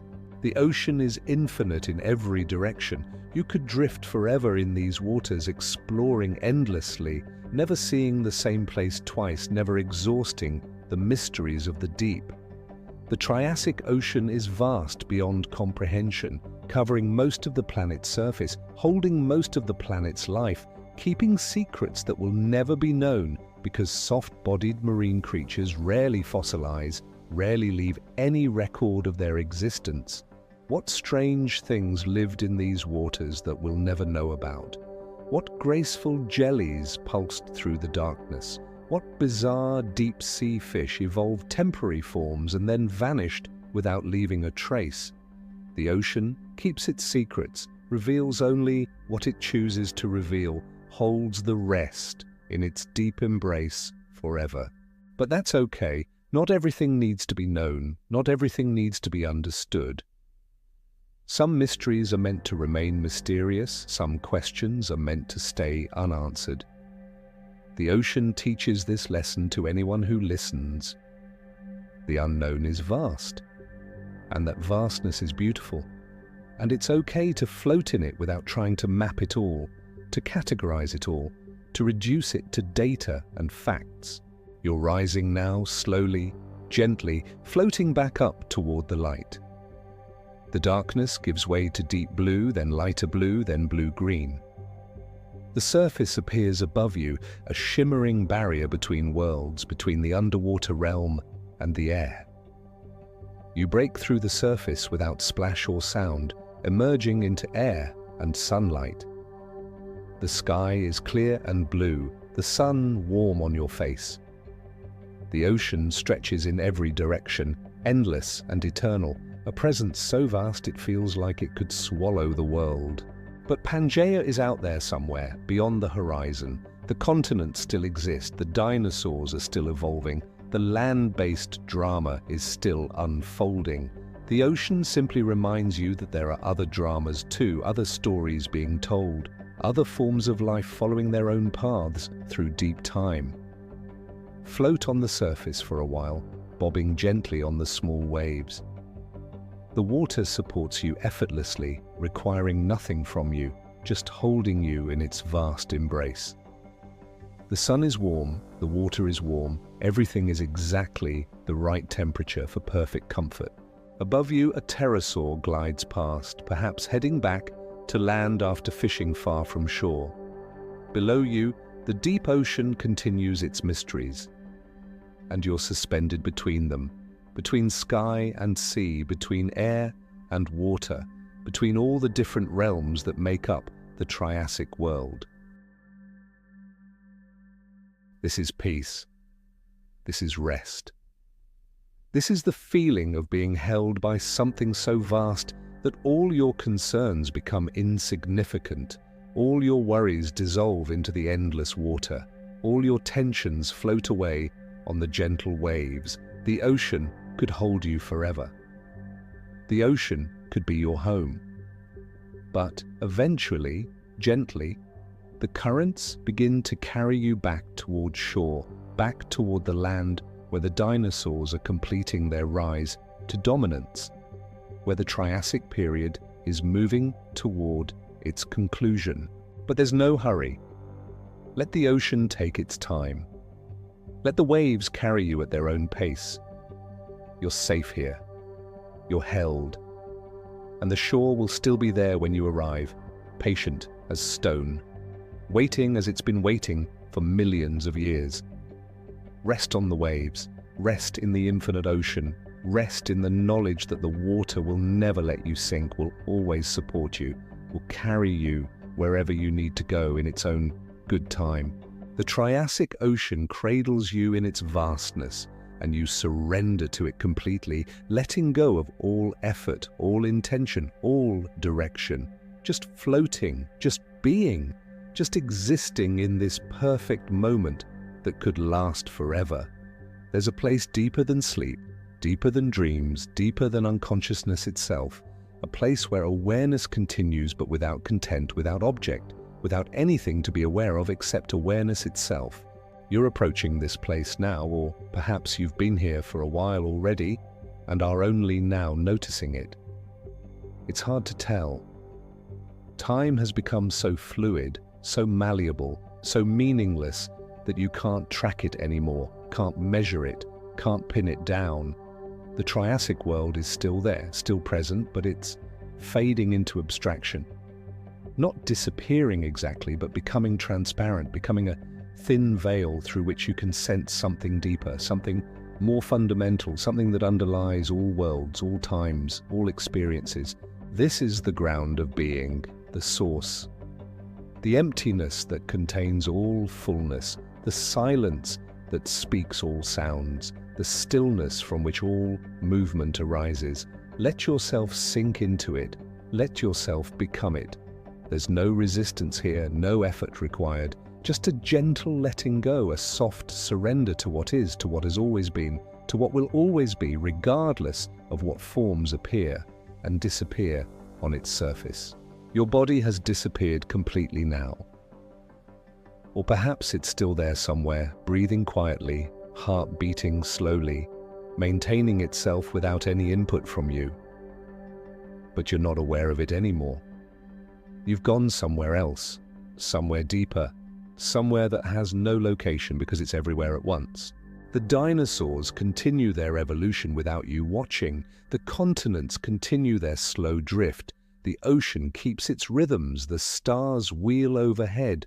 All of it happening in the vast space of being that you've become, that you've always been, that you'll always be, regardless of what particular form your consciousness takes. This is not sleep exactly. Sleep implies absence, implies a gap in consciousness, but there's no gap here, just a shift in perspective, a change in identification. You're not the body anymore, you're not the thoughts, you're not even the awareness of thoughts. You're the space in which all of that appears, the context that makes all experience possible. From this perspective, the Triassic period is not separate from your modern time. It's all happening now, all existing simultaneously in the eternal present. The dinosaurs are alive now in this moment, in the same way that your modern world is alive.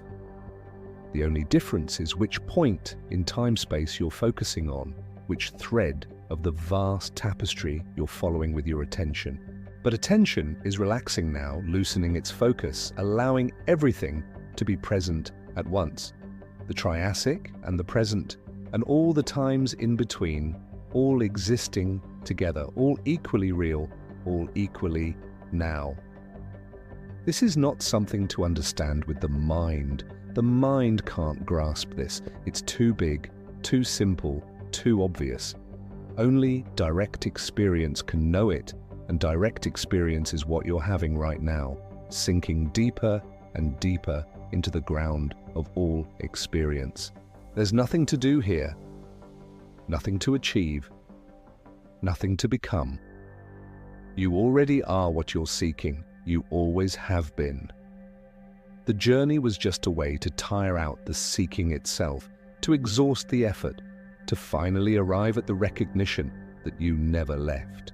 The Triassic world welcomes this recognition. The ancient Earth, the developing dinosaurs, the evolving life, all of it pointing to the same truth. Existence is, being is, consciousness is. Everything else is just elaboration, just ornamentation, just the infinite creativity of the universe exploring its own possibilities.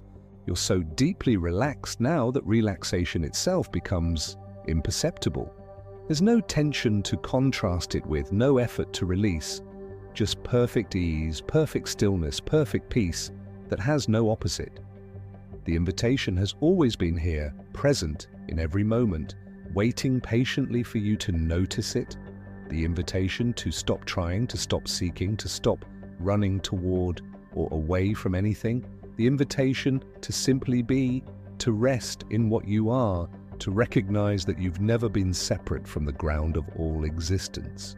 The Triassic period extends this invitation in its own way, through the patience of geological time, through the slow work of evolution, through the quiet persistence of life finding its way despite extinctions and catastrophes and countless obstacles, through the beauty of ancient landscapes and strange creatures and skies that no human has ever seen but that exist nonetheless in the vast library of Earth's history.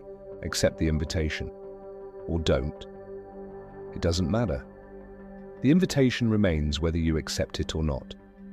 The ground of being remains whether you recognize it or not. You can't fall out of it. You can't lose it. You can only forget that you're already resting in it, already home, already complete. Let this be the deepest point of your rest. Let this be the place where all journeys end, where all questions dissolve, where all seeking ceases, because there's nothing left to seek. You've found it, or it's found you, or the whole question of finding is revealed to be nonsensical because there was never any separation to overcome. The Triassic world holds this truth in its ancient stones, in its fossilized bones, in the layers of sediment that record millions of years of patient existence. The dinosaurs didn't seek enlightenment. They didn't question the meaning of their lives. They simply lived, simply were, simply existed in perfect harmony with what they were. Can you do the same? Can you rest in simple being, in simple awareness, in simple existence, without needing it to be anything more than what it is? Can you let go of the need to understand, to control, to make sense of everything? The invitation is always here. The ground is always supporting you. The space is always holding you. Nothing you do can change that. Nothing you think can alter it. You're home. You've always been home. Welcome home. Rest here as long as you wish. Forever, if you like. The timeless present is infinitely spacious, infinitely welcoming, infinitely patient with your coming and going, your remembering and forgetting, your journeys out into experience, and your returns to the source. The Triassic Period is a doorway to this realization, but so is every moment, every breath, every sensation. The ancient world is not more or less sacred than your modern world. All of it is held in the same infinite space. All of it is expressions of the same creative source. All of it is you, if you're willing to expand your sense of self to include everything. Or don't include everything, just rest, just be. Just let the deep peace of surrender wash through you, erasing all boundaries, dissolving all questions, leaving only the simple fact of existence, aware of itself, resting in itself, complete in itself. This is the deepest rest. This is the ultimate relaxation. This is the peace that passes understanding because it precedes understanding, underlies understanding, makes understanding possible while remaining forever beyond its reach. The Triassic world, the modern world, all possible worlds arise in this peace and dissolve back into it. And you are this peace. You've always been this peace. Welcome to your true nature. Welcome home.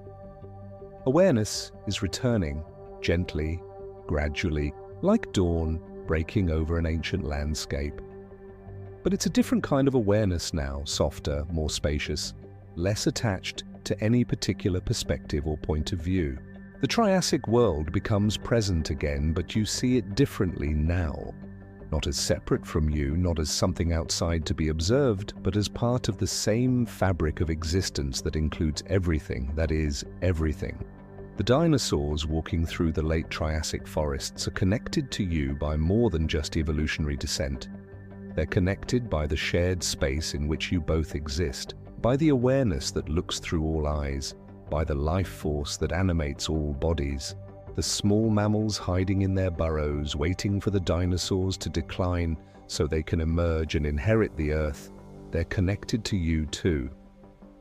Your ancestors, yes, but also your relatives, your kin, separated by time, but joined by the unbroken thread of life that has persisted on this planet for billions of years. Even the plants are connected, the cycads spreading their fronds to catch sunlight, the conifers rising tall and straight toward the sky, the ferns carpeting the forest floor in green. They're processing the same sunlight you depend on, breathing out the oxygen you breathe in, participating in the same great cycle of energy and matter that includes every living thing. And the connection goes deeper still. The rocks beneath your feet are made of atoms that were once inside stars. The water you've been floating in is the same water that fell as rain in the Triassic, that flowed through Triassic rivers, that was drunk by Triassic dinosaurs. It's been cycling through different forms for billions of years, but it's the same water, the same molecules, the same essential substance. Everything is connected, everything is related, everything is part of one vast system of relationships that extends through space and time, connecting past to present to future, connecting Earth to stars to galaxies, connecting you to every other conscious being that has ever existed or ever will exist. The Triassic Period makes this visible in a way that your ordinary life might not. When you look at your modern world, everything seems separate, distinct, individual. But when you look at deep time, when you see how forms emerge and evolve and give rise to other forms, the connections become obvious. The dinosaurs didn't just disappear when they went extinct, they transformed, their atoms dispersed, their legacy continued through the birds that survived, their story woven into the larger story of life on Earth. Nothing is ever truly lost, nothing is ever truly separate. It's all one process, one unfolding, one vast creative expression of the universe exploring its own possibilities. Feel this connection in your body as awareness returns. Feel how your breath connects you to the atmosphere that all living things share. Feel how your heartbeat connects you to the rhythm of life itself, the same rhythm that beat in dinosaur hearts, that beats in animal hearts today, that will beat in hearts not yet evolved. You're not separate from the Triassic world, you're a continuation of it, a later chapter in the same story, a new form that the same creative force has taken. The atoms that make up your body were once part of the Triassic Earth, were once incorporated into Triassic organisms, have been cycling through different forms for millions of years before finally becoming you. And they'll continue cycling after you. Your body will eventually return to the Earth, will break down into simpler compounds, will be incorporated into other organisms, other forms, other expressions of the creative force. Nothing ends. Everything transforms. The cycle continues forever. This isn't morbid or sad, it's beautiful. It's the way things are meant to be. You're part of something vast and ancient and ongoing, something that was here long before you and will be here long after, something that includes you but doesn't depend on you, something that celebrates every form while being attached to none.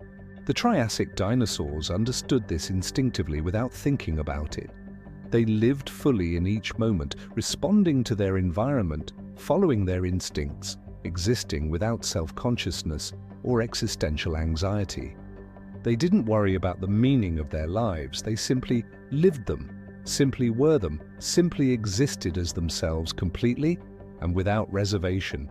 Can you recapture some of that simplicity as you return to waking consciousness? Can you carry the peace of the deep rest back with you into your ordinary life?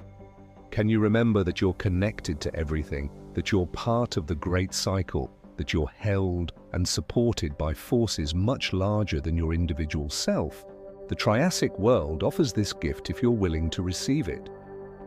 The perspective of deep time, the awareness of connection, the recognition that your individual life, while precious and unique, is also part of something much larger, much older, much more persistent than any individual existence. Rest in this awareness for a few more moments. Feel the connections, sense the relationships, know yourself as part of the vast web of being that includes everything that has ever existed or ever will exist. The dinosaurs nod to you across the vast gulf of time.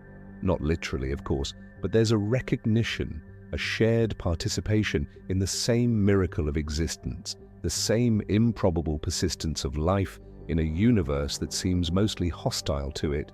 You're connected, you've always been connected, and even when you forget this connection in the busyness of ordinary life, it remains underneath everything, the ground that supports all experience, the space in which all life unfolds. The Triassic Period is ending, not in your dream, where time has lost its linear progression, but in the actual history of the Earth. The late Triassic is giving way to another mass extinction, another great transition, another moment when the story of life could have ended but instead continues, transforms, becomes something new. This extinction isn't as severe as the one that began the Triassic, but it's still significant. Many species disappear. Many evolutionary experiments end. The competition between different groups of archosaurs resolves decisively in favor of the dinosaurs. The crurotarsans, the crocodile-line archosaurs that were so successful in the Triassic, decline dramatically. Most of them go extinct. Only a few lineages survive to become the crocodiles and alligators you know today. The dinosaurs emerge as the clear victors, ready to dominate the Jurassic and Cretaceous periods that follow. Why did the dinosaurs survive when so many other groups didn't? Scientists have theories. Perhaps it was their more efficient respiratory system, their ability to extract more oxygen from the air. Perhaps it was their upright stance, their efficient locomotion. Perhaps it was something about their growth rates, their reproductive strategies, their metabolic advantages, or perhaps it was simply luck. The right adaptations at the right time in the right place. Evolution doesn't have foresight, doesn't know what's coming, doesn't prepare species for future changes. It only selects for what works in the immediate environment. Sometimes that means a species is well positioned for future success. Sometimes it means a species is heading toward an evolutionary dead end. There's no way to know in advance. But whatever the reasons, the dinosaurs succeeded. They survived the end Triassic extinction. They diversified and spread across all the continents as Pangea continued to break apart. They grew larger, more varied, more specialized. They became the dominant land animals for the next 150 million years, one of the most successful groups of organisms in the history of life on Earth. And what did they leave behind? What gift did the dinosaurs give to the future, to you, to all the conscious beings who would eventually evolve? First, the birds. The dinosaurs didn't go entirely extinct. One lineage survived, evolved, transformed into the birds that fill your modern world with song and color and flight. Every time you see a robin or a sparrow or an eagle, you're seeing a living dinosaur, a direct continuation of the Triassic story we've been following. Second, the inspiration. The dinosaurs capture human imagination in a way that few other extinct animals do. Children love them. Adults are fascinated by them. They appear in stories and movies and dreams. They remind us that the world was different once, that stranger things than we can imagine have actually existed, that the Earth has a history far deeper and more complex than human history. Third, the lesson. The dinosaurs teach us about time, about change, about the impermanence of even the most successful forms. They ruled the Earth for 150 million years, far longer than humans have existed. But they didn't rule it forever. Nothing lasts forever. Everything changes. Even the most dominant group eventually gives way to something else.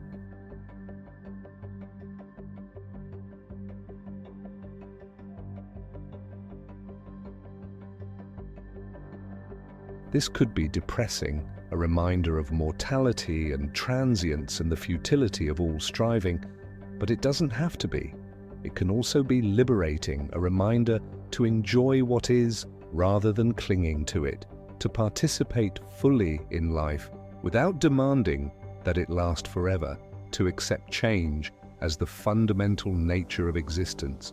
The Triassic world you've been visiting in this dream is gone. It existed for 50 million years, longer than you can really comprehend, but it ended. The specific landscapes disappeared. The specific species went extinct.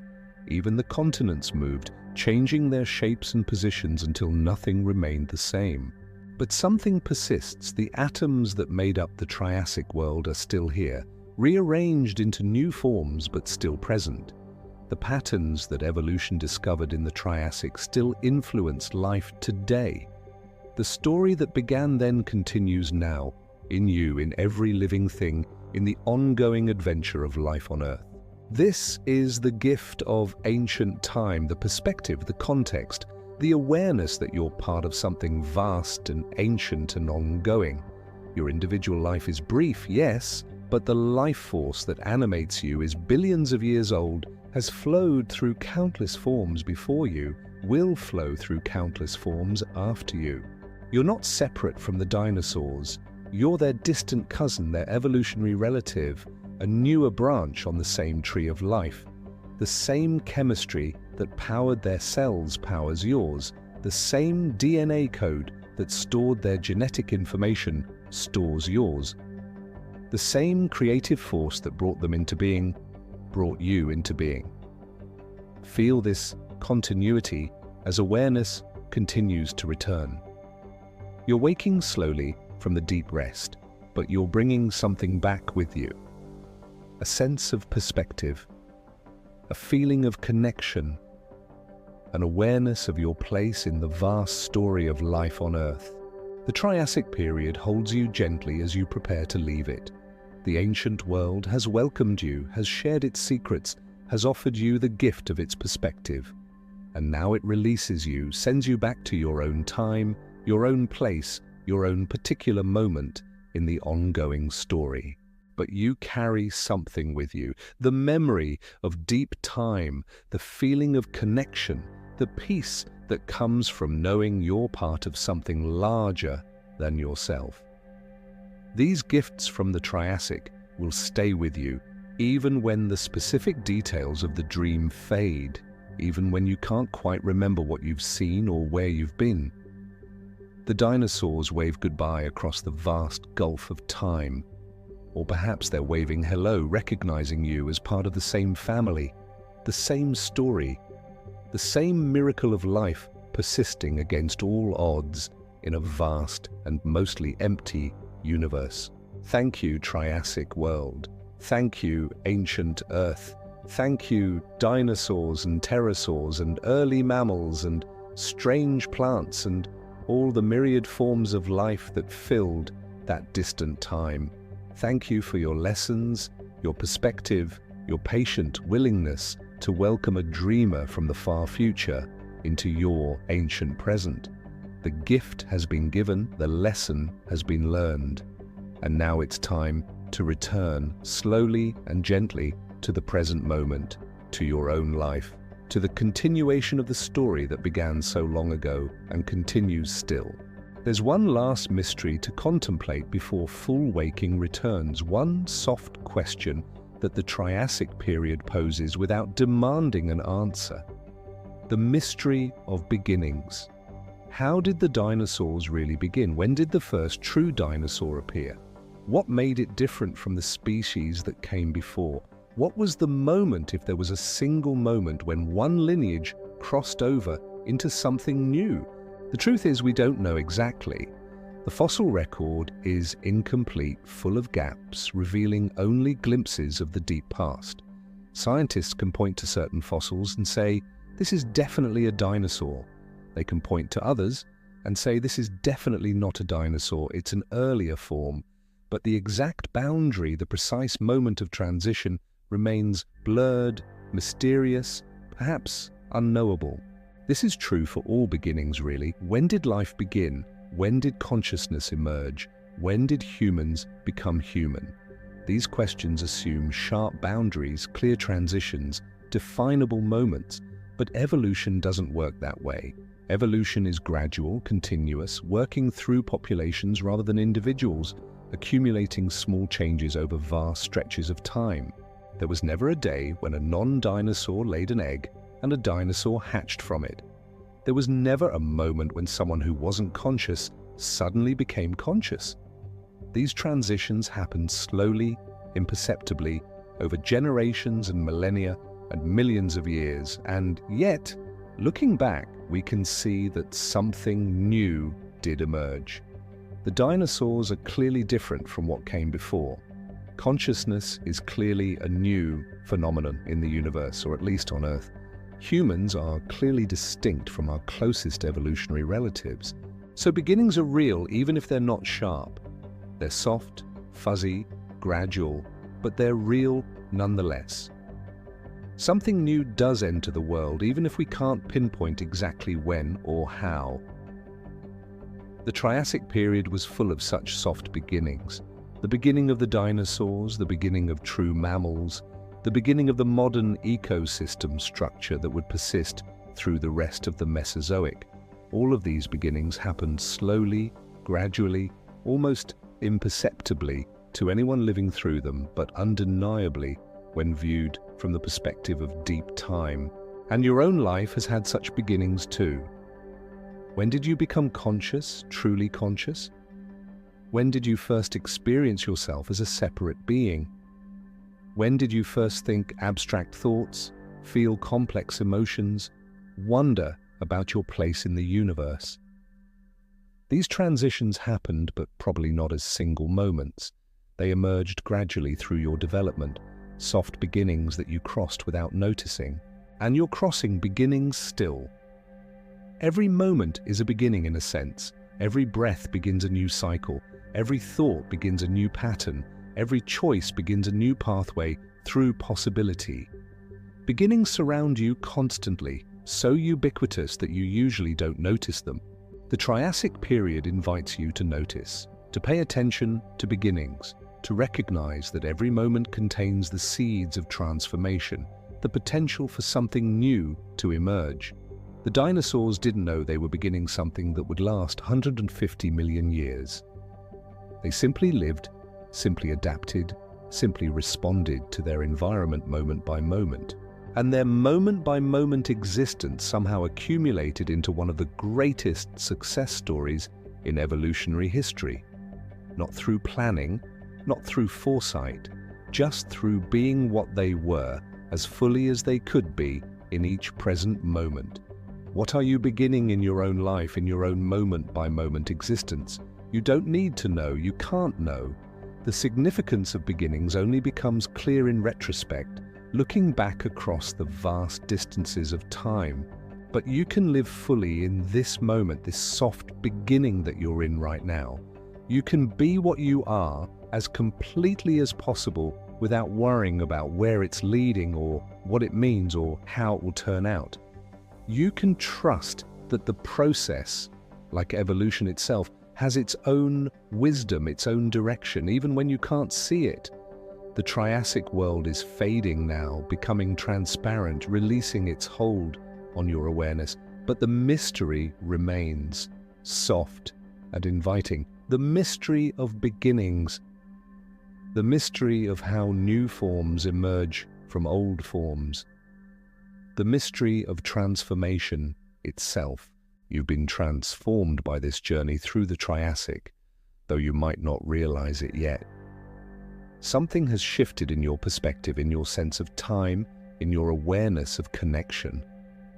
A new beginning has occurred, soft and almost imperceptible, but real nonetheless.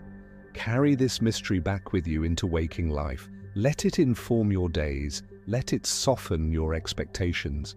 Let it open you to the possibility that every moment contains the seeds of transformation, that beginnings are always happening, that you're always standing at the threshold of something new.